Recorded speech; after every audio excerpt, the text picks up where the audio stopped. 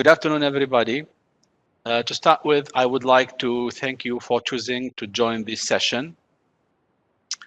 I hope that together we'll make the best of it, and it will be up to your expectations and of some use for your teaching practices. This session is provided for you by the National Center for Educational Development. My colleague Hanadi and I will accompany you throughout the delivery of this session. The title of the session, as it shows here, is Storyboarding, the Joy of Writing. Maybe the first question that comes to your mind, I mean, do you think that we can, or is it possible that we can make of writing a joy? Maybe we'll discover this. I mean, as far as we will move with the content of the session. Fine. Before I mean we move forward with the content of the session, I would like you to take a very quick poll. The question says, to what extent does this picture reflect what is happening in writing classes? To have access to this poll, all that you need to do is either scan the code, the QR code on the right side, or use the link that is provided in the chat room. So I don't think it will take that much time. So let's say in a minute we'll get back. So take your time to answer it, please.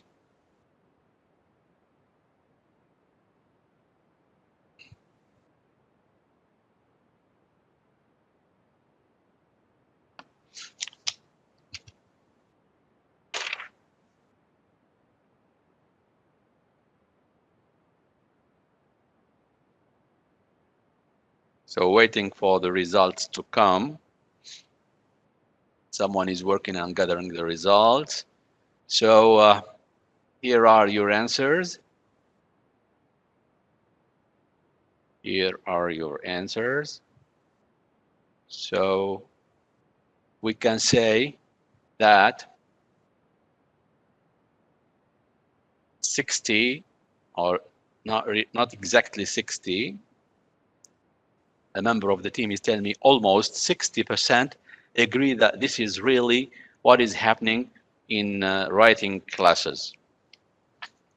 Well, the point here is this result is really confirmed in EFL studies about teaching writing. Many EFL studies do recognize the fact that writing is challenging for both teachers and students. And this is in fact due to many reasons. A possible reason is the fact that writing is hard work.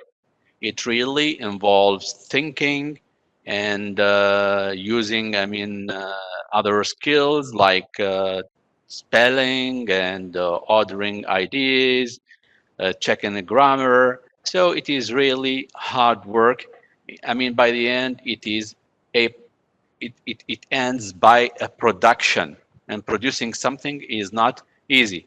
And I mean, such idea, the fact that writing is hard is confirmed in the textbooks or the official textbooks used by schools. Most of the time, writing is left till the end of the module or the unit. Okay, assuming that the teachers have to work on that together with the students through the listening, speaking, and reading to prepare students to reach a stage where they can really write. Some teachers also argue the fact that students have a very low proficiency, which really stands as a barrier in front of them in writing. Another reason could be the fact that the writing block. And the writing block is something that not only students phase, it often happens with expert writers. Okay, sometimes it might take a writer 2 to 3 days without being able to jot down something. And the same case happens for students also. And why not teachers? Yeah, it happens. And it is due to many reasons, in fact. It can be due to time. It can be due to unwillingness, also not being ready to write. And maybe sometimes it's the mood, and so on and so on. So it is really a common challenge in writing. Fine. However, teachers are not excused and are always asked to provide solutions and to find ways to help their students using the best methods and strategies. And they have to walk them along the writing journey regardless of any circumstances. And one solution to this problem is the writing process with its well-recognized steps like the pre-writing, planning, planning and outlining, then writing the first draft, then after that, redrafting and revising, and finally editing and proofreading. Sorry, it's very clear that a major I mean, a set of the writing process is that it breaks the writing into manageable chunks for students and focuses more on their writing skills and doesn't, I mean, prioritize the producing a writing, I mean, or a paragraph, or though, I mean, all these steps are gone through by the end to produce a writing paragraph or essay, depends on the grade and the level of the students. Fine. Well, though it is, though this, I mean, the writing process is recommended, it happens that teachers find difficulty in applying the stages or all the stages to be exact in classrooms due to time pressure. That's why, I mean, it is also, I mean, thought that it would be good to use the writing process together with other, let's say, strategies or methods. One possible strategy or technique is called the storyboarding. Okay, in fact, to talk about storyboarding, and to be honest, this idea is not recent. It dates back to ancient times. And as the picture shows here, it could have started with, I mean, manhood in its early stages. It appeared in the form of pictures drawn on walls, then later on paper, maybe on also on stones, and so on. Okay, and of course, during these last 80 years, the use of storyboards has grown, and varied applications were developed, such as we have storyboarder that, boards, studio binder, Canva, plot, and storyboarder, which is today's software. So as I said, today we'll be focusing on storyboarder software, and we'll explore it together. Storyboarder is really, I mean, recommended by many, I mean, teachers because it is believed that it can work hand in hand with the stages of writing as a process, and it is one of the best ways to visualize your ideas or your story. And of course, you might wonder, I mean, why shall we believe this gentleman and take his ideas as for granted. And if I were in your shoes, I would do the same thing, honestly. Okay. And the first question that might come to my mind is why storyboarder? Okay. Well, all that I can promise you is that you will discover the answer to this question as we move throughout the presentation. And we'll get back to this question at the end of the presentation. So please, whenever you find a reason for, adopting storyboarder, just write it down so that we can share it by the end of the session. However, I can say that one major reason for using storyboarder is that it is free. So you can download it without any cost. So it seems as a good reason to start with. Okay, so now let's move to the real job, which is exploring this software. So from now on, the focus will be on the practical aspects of this software. For those who are not familiar with this software, there should be no worries. Actually, all that they need to do is go to Google search engine and type storyboarder download. Be careful with the spelling. It should be storyboarder, not storyboard or storyboard. And you should click the first result of your search, which is a storyboarder, the best and easiest way to storyboard. You will have this screen, which is supposed to enable you to download the application. Just click download for free. Once, you click download free, the download process should start. And just to save time, and since I have the application already downloaded to my laptop, the next screen should be this one. It contains 3 tabs. The first one is getting started, the second one open, and the third create new storyboard. So if you click getting started, you will have access to more information about the application, plenty of frequently asked questions about the application. If you are interested in having access to your previous work, you just click open. Then comes the last choice, which is create a new storyboard, and today we'll opt for this choice. Once we click create new storyboard, you will have this screen with 2 choices with creating a story based on a script or a blank storyboard. We'll go for the second one, which is creating a blank storyboard. So here, the next step will be choosing the aspect ratio of your board, which defines the size of your board, your storyboard. People usually choose HD 16.9. Once you click the selected ratio, you will be asked to save your board.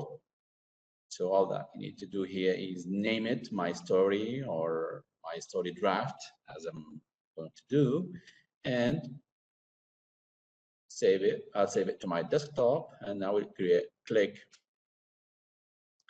Now you will have your storyboard ready for work. So here is the interface of the storyboarder. The first thing to do is getting acquainted with some of the tools and features of the application that I consider basic but very important to start working on this software. As you see, we have some different tools across the top that we can use for drawing. If we hover over these tools, it will tell us what they are. This is like, for example, the light pencil. We can left click it to select it. And we will, okay, draw a line. Okay, so we can also grab a different tool just to show you that these tools might have different thicknesses. So let's, looks like, all right. Okay, good. So now if you intend to change the color, you simply left click this icon and you'll have different colors. It happens also that you want to change the thickness of the pencil. We can do that up here. We just go to the part that says 20. We hover over it and left click, and we can move it to the right to increase it or to the left to decrease it. Now, it might happen that you're not happy with your work or part of your work, so you might opt for erasing that. So if you want to erase some of your work, then simply left click the eraser and hold. You must hold, by the way, and you can erase some of that. Well, it is also possible that you're not happy with the whole drawing and you want to erase it. Okay, so in this case, you simply need to click the icon app here, right? And it is the little trash, by the way, and it will delete everything on your canvas. So canvas is another word, by the way, for board, okay? So if I say canvas, it means a board. If I say a board, it means a canvas. The other icons up here, right, okay, the ones I'm passing the cursor on, are used to move or to scale our drawings. So let's have a practical example here and draw something just to show you how it works. Okay, so okay, I'm going to draw a desert. Okay, so a desert is usually known for palm trees. I'm drawing a palm tree here.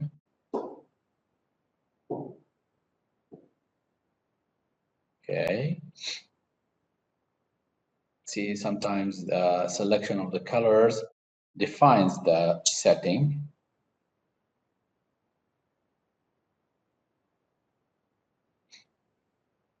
Okay, my picture is ready. So let's suppose that I would like to move it around. All that I need to do is click the scale icon and move the picture right in any direction. Right, okay, good.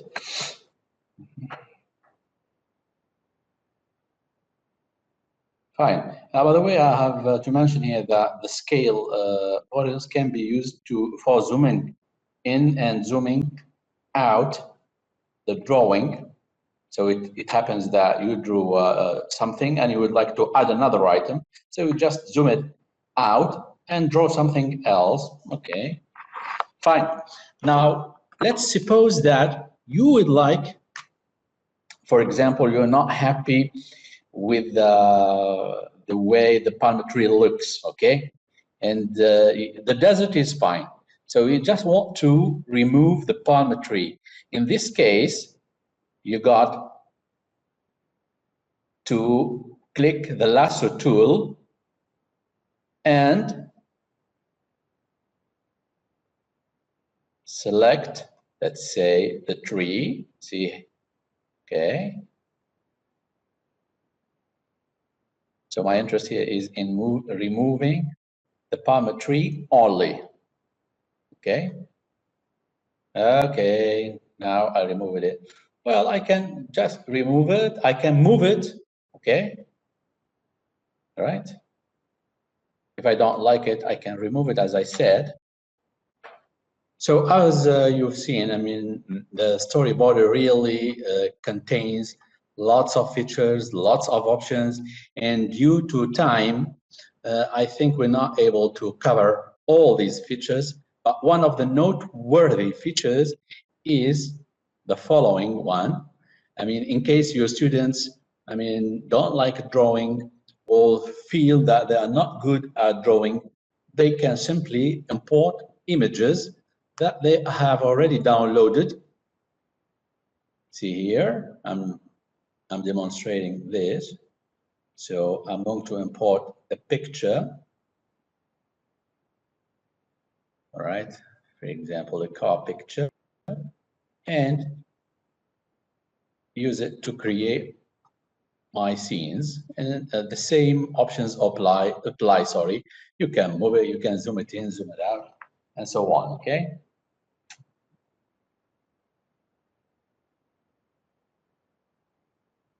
You can even, combine both pictures and drawing. See here.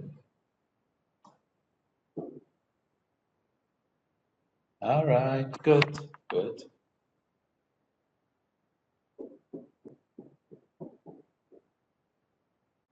Now that we got familiar with the most basic features of the software, I think we have to move to the crux of the matter, which is how to get advantage of this software in teaching writing in an engaging way.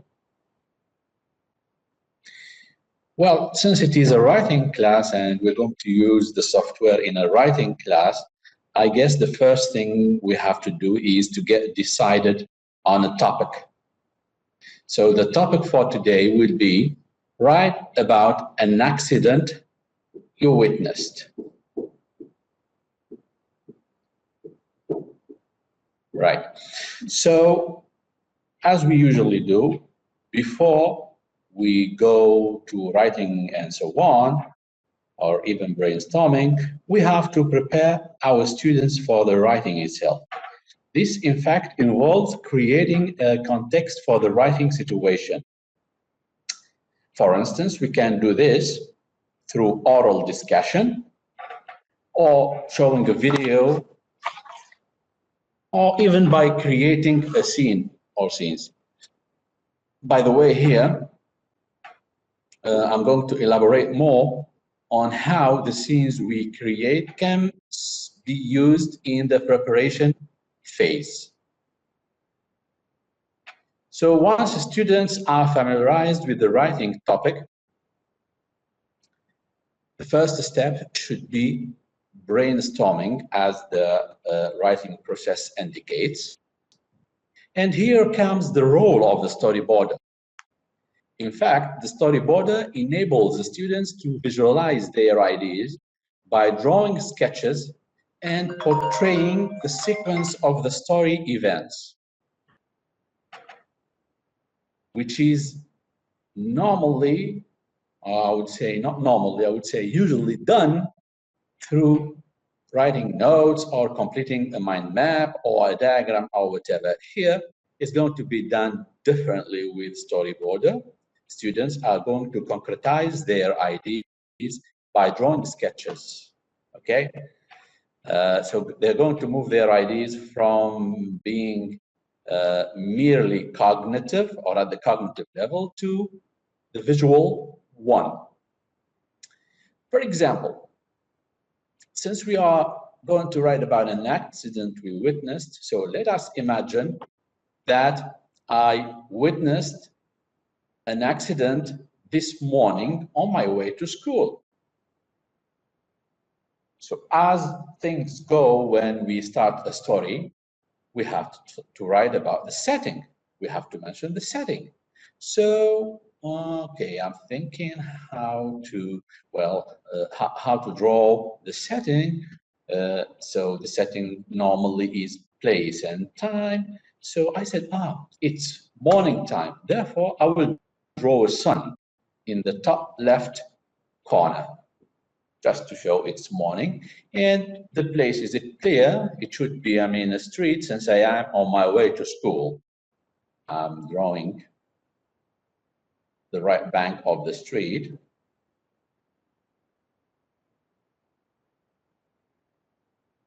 And the left one as well.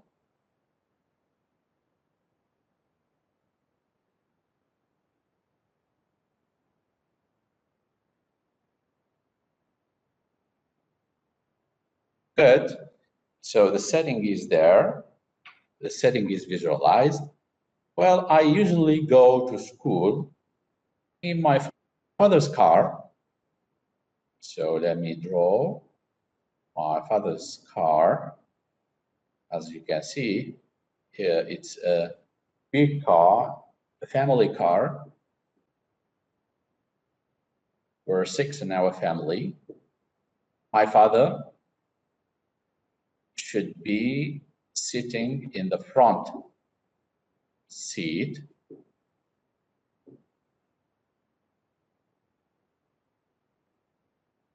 Okay. Still working on drawing my car. Okay, good. And I am always instructed to sit at the back. Great. So before I move to the second scene,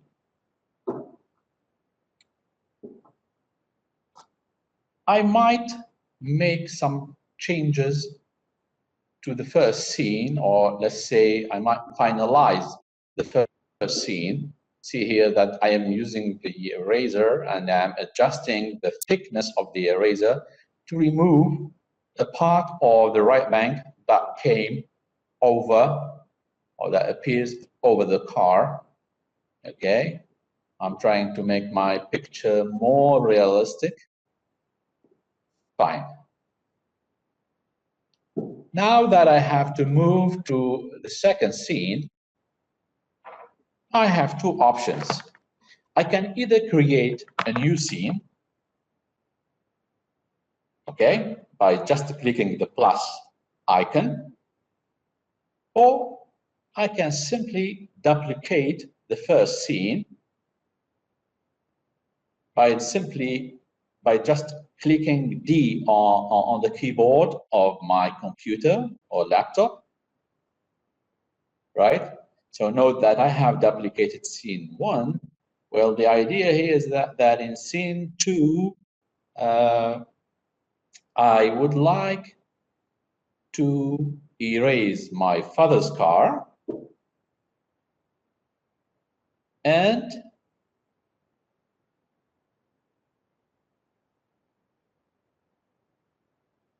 okay, you see, I'm thinking of an accident.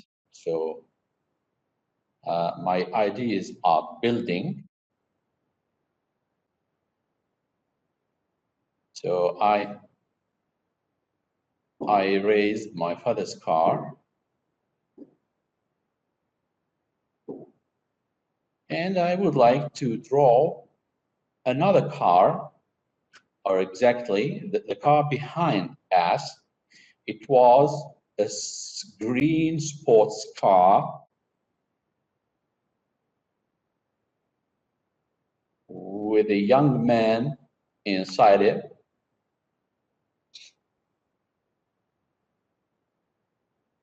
Okay, so here is the young man. The young man,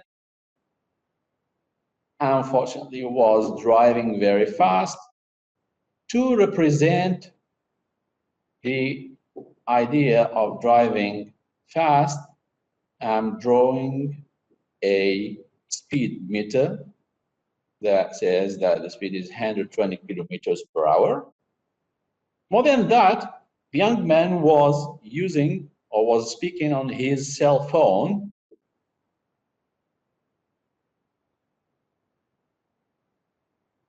All right.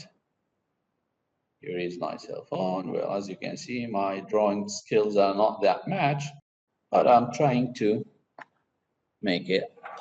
Well, the major concern for me here is visualizing my ideas. And here, note as well that the pictures are my ownership. I created them. Now, ideas are still building up. So let's move to the third scene. Here for the third scene, it depends on your on the intention of the person who is drawing. I, for example, would like to draw my father's car stopping at red traffic lights. Well, here, I think I have to move the first scene by simply pressing Alt and holding and using the arrows of the keyboard. So if I want to move it to the right side, I do it, or to the left side, I can do it as well. So here, as I said earlier, I can change, I can add here. I will simply add red traffic lights.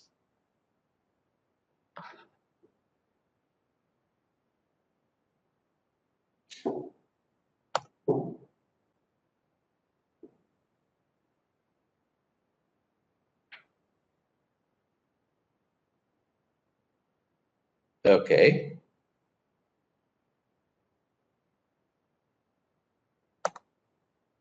Due to time pressure, I will stop drawing at this point, and I'll share with you sketches that I prepared in advance. Okay, so here are my sketches. You might have noticed that these sketches look better in terms of the quality of drawing and the coloring. It's simply because I had enough time to work on them. So earlier I talked about brainstorming as the first step of the writing of as a process, or the process of writing. Now we normally should move to the first draft. As a teacher here, you can demonstrate this to your students using the storyboarder. All that you need to do is simply asking the students to describe the scenes, to describe each scene, and you as a teacher will elicit from students their descriptions and write them in the dialog box over there. At this stage, we have to accept words, phrases, or even full sentences. Remember, it is the first draft. And I personally recommend that this step is done jointly between the teacher and the students. Okay? Right. So once we are done with eliciting the descriptions from students, as you can see here, you might have noticed that some words are wrongly spelled, well, I did it on purpose, honestly, but I just want to remind you that this is part of the writing process, and in particular part of draft number 1. Okay, I mean, such mistakes might be fixed later in draft number 2 or in the final revision and editing. This is real writing, okay? Writing doesn't start perfect right from the very beginning. Fine. Now, the next step will be exporting these sketches with the sentences, the phrases or notes below them into a PDF file. So you go to File and click Print or Export to PDF. Below, you will have two choices, Print or Export to PDF. We'll choose Export PDF. You might wonder, I mean, why are we taking all this pain and saving our work to PDF file and all this stuff? I'll tell you why. So here is my PDF file. I'm trying to open it. Good. So here are my sketches with sentences and phrases below them. Well, the next step will be saving this PDF document as a Word document. Just be patient with me. Okay. So let me get my Word document. It's all right. Here is my Word document. But this time, this Word document, okay, right, accepts editing. And this is what I want to do at this stage. This is what I want to demonstrate to my students at this stage. I want to tell them you're working on draft 2, and you need to copy and paste the words, phrases, and sentences you already came up with in draft 1. Just copy and paste. Note here that we are using basic skills of ICT, which, by the way, might,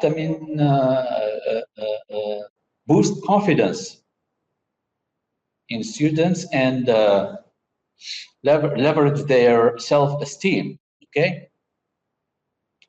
So here also I'm trying to demonstrate to my students that they have to work on expanding these notes and notes or phrases. Okay.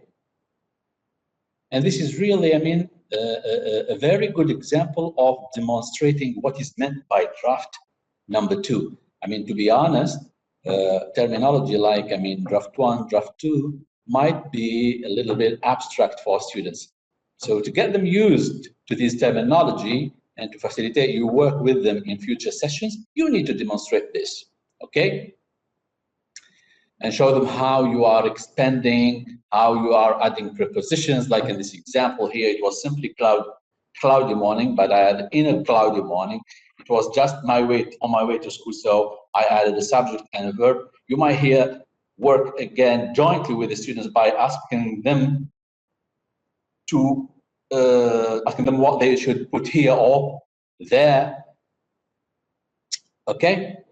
Note as well, that the word traffic here is already, the spelling of the word traffic is already corrected, I think. Yeah, is already corrected. So if this could be done, you might, tell your students to use spell checker. Why not? It is something we do, every day when we write using Microsoft documents. Right? So, the part of draft 2 could be revising and reviewing the outcome here, okay, in terms of spelling, grammar mistakes, vocabulary mistakes, word order mistakes, and all that stuff, in terms of also of coherence. At this stage, students might, for example, opt for moving positions of sentences. Okay, the first sentence could come, for example, in the second position, and so on. I'm just saying an example. Okay. Now, the next step is asking students to go through the same process at home. Okay, so they are supposed to create their sketches and to start by writing notes and phrases, and then export the document to a PDF format, and then convert it to a Word document, where they will move to draft number 2, and again practice the steps of writing as a process. And they are expected to come back to class, if it is your choice to come back to class with their second draft. And the activity here that you might work on could be, for example, selecting a sample, either randomly or after you examine some of the samples, and display it for the whole class for editing or for proofreading it. Another possibility is asking students to exchange their work and working on, let's say, providing feedback, of course, following a simple rubric that you as a teacher is supposed to provide for students. Well, one more thing I would like to tell you is that when you ask students to work on this at home, you might give them the choice. You might make it an obligation. I mean, you might give them choice to work in groups, or you may make it obligatory. Okay. I personally recommend that I try it in groups because some of my students reported that it was really enjoyable as an experience. And we always, I mean, as teachers, we are asked to to reach all the students, to meet their needs and so on. Working on writing using the storyboarder in groups could be a way of meeting differentiation. So the students, while working in groups, they will cooperate. Okay, and we all know that as people, we have, I mean, we are equipped with multiple intelligences and learning styles. We have a strengths and we have weaknesses. So maybe a student or a member of the group is really perfect at drawing, so he'll do this.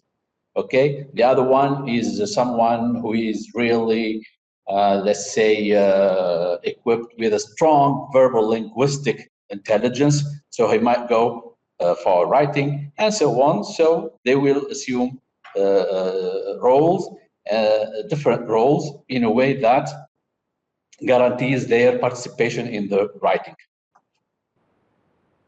Okay, so now at this point, it would be a good idea to have a kind of very quick wrap up about to capitalize on the major benefits of Storyboarder and to restate how it really can work successfully hand in hand with the writing stages.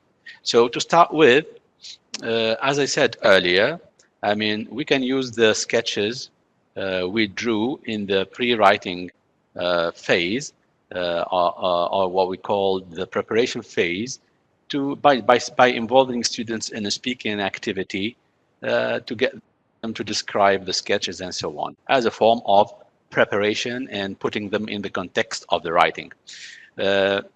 Second, the sketches we draw on Storyboarder can be a way, or I would say they are a way of generating ideas. Of course, in a different way. Well, I mean, we are used to generating ideas in the form of notes, and by using diagrams, mind maps sometimes. But here, students are encouraged to draw their ideas, to visualize them, to move them from the cognitive level to the visual one. So by the end, I mean, the students are able to see their ideas in front of them. More than that, these sketches can be used in the first draft. How is that? You remember the moment the teacher was eliciting sentences, notes, and phrases from students, and he wrote them in the dialogue box. Then this was a kind of draft, or draft one, okay? So where people, I mean, just write, I mean, without that focus on structure or correct grammar and spelling. So you remember the mistake traffic, the spelling mistake and so on. Then it is also possible to benefit from the notes, phrases, and sentences we jot down in the first draft to create a second draft. So the next step will be, I mean, using the notes, phrases, and sentences elicited from students together with the sketches in the second draft.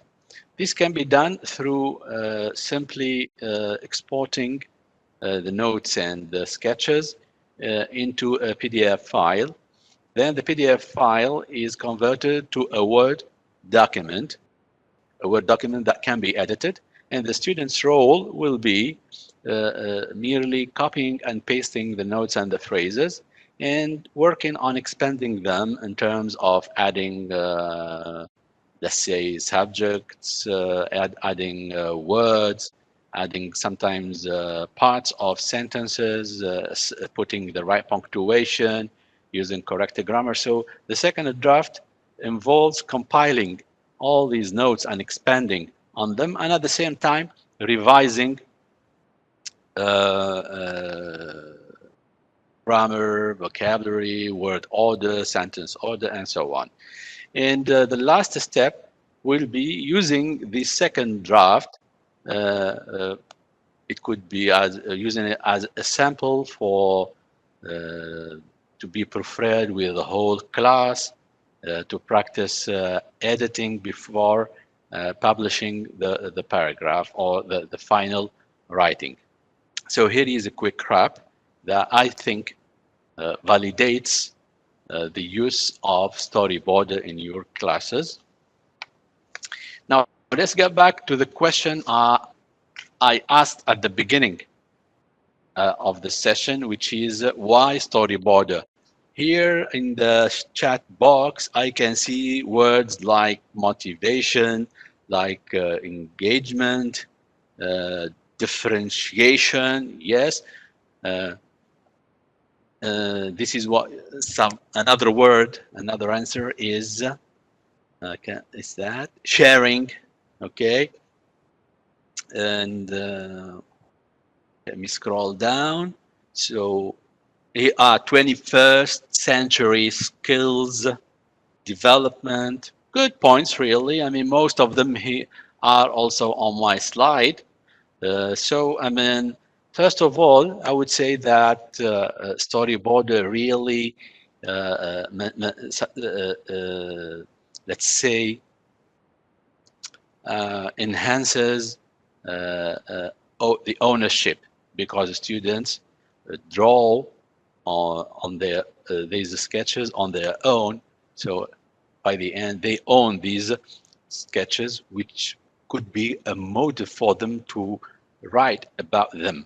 No matter, I mean, what the quality of writing is, but at least it engages them in writing, and if it so it is, it makes them feel a sense of ownership, and they are engaged, and at the same time it is also joyful. Okay, it is fun, because I mean, we can't deny the fact that the use of technology these days is more associated in our children's minds with fun and entertainment, but we don't mind actually using this point or exploiting, let's say, this point to get our students to write.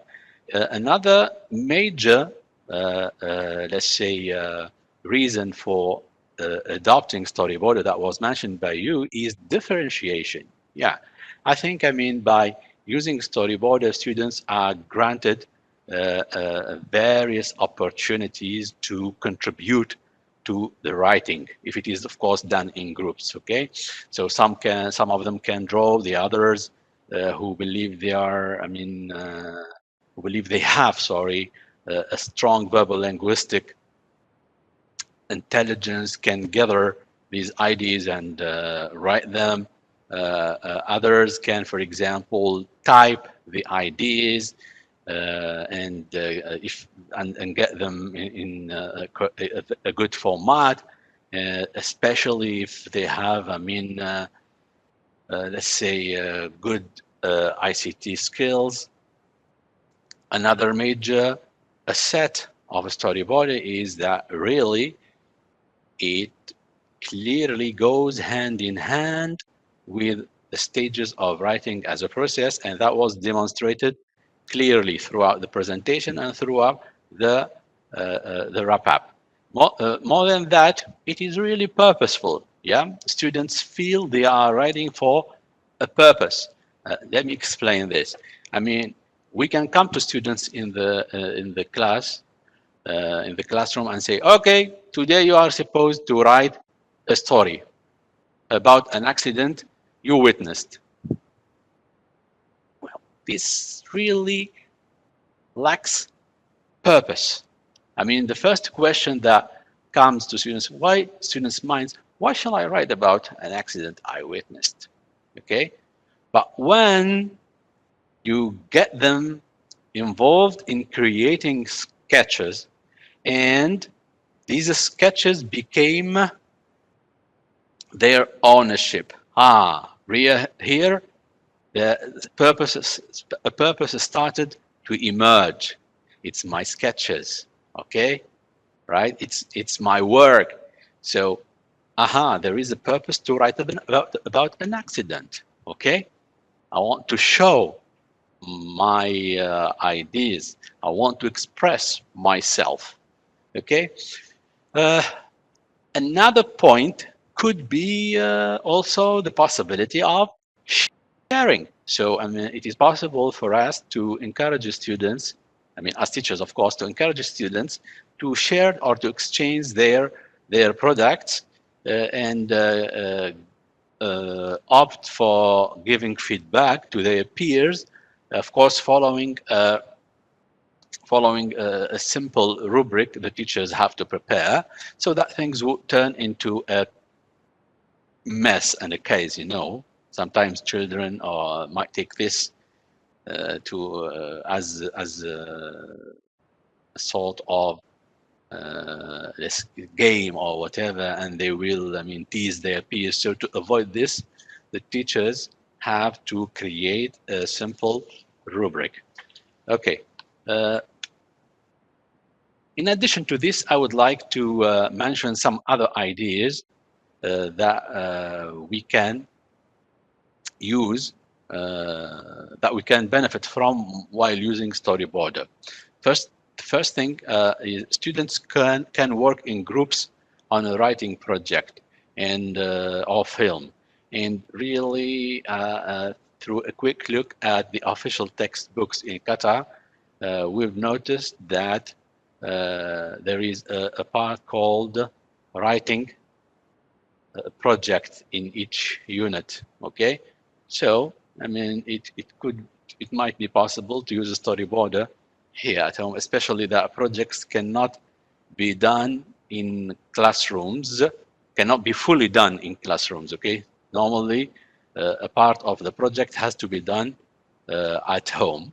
Also, students can record their voice and upload these recordings to the sketches, which is again a way of advocating the this way of advocating the speaking skill. Here again comes an idea that is foregrounded in teaching, which is, I mean, we teach writing, but we teach writing integrated with the speaking, listening, and reading. More than that, you can also set up a contest for the best film. Okay, if students are asked to compile their sketches in the form of a video, you can set up a contest. These are, I mean, other ideas. I hope that this session was of great help for you.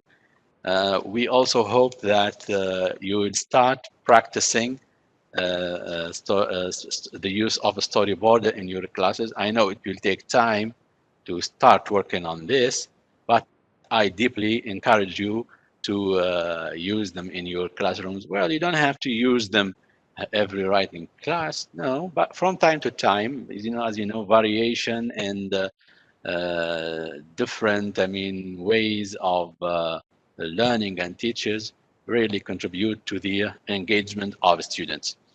Thank you very much for being patient, and thank you very much for attending this session. For those who were not able to attend this session due to their commitments or the unsuitability of time, I'd like to notify you that in a week's time, you'll find the whole session posted on the YouTube of the National Center for Educational Development. Good luck, teachers, and enjoy the rest of your afternoon. Assalamu alaikum.